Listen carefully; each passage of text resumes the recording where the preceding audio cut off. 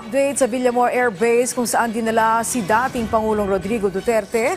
Ando ng ating kasamang si Bernard Ferrer. Yes, Bernard. Angelique, nananatili sa loob ng Kalayaan Hall sa Villamor Air Base si dating Pangulong Rodrigo Duterte matapos ang maisailalim sa kustudiya ng kapulisan. Dumating sa kampo si dating Executive Secretary Salvador Medialdea, dating Manila Economic and Cultural Office Chairman Silvestre Bebot Gallo III, dating LTFRB Chairman Martin Delga III, at dating National Youth Commission Chairman Ronald Cardema. Naghatid naman ng pagkain si Senator Christopher Bongo na kinuha ng ilang nagbabantay sa kampo.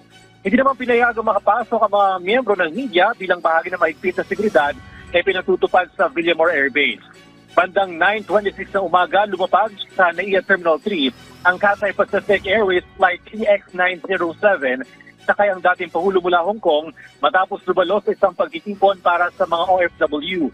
Pagkalapag ng aeroplano, sinalubong ang dating Pangulo ng matataas opisyal ng kapulisan, kabilang si PNP Chief Police General Romel Marvil at CIDG Director Police Major General Nicolas Torres.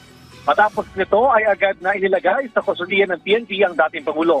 Samantala, Angelique, tinatabayanan pa natin ang pahayag naman ng kapulisan ukol sa kalagayan ng dating Pangulo. Balik sa iyo, Angelique.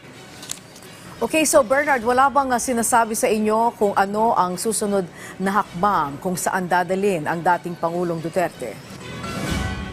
Actually, sa mga oras na ito, wala pang humaharap na opisyal ng kapulisan sa mga miyembro ng media para magbigay ng update kung ano yung mga susunod na dapat abangan o susunod na hakbang sa dating Pangulo o kung saan man siya susunod na dadalhin matapos nga dito sa Villamor Air Base.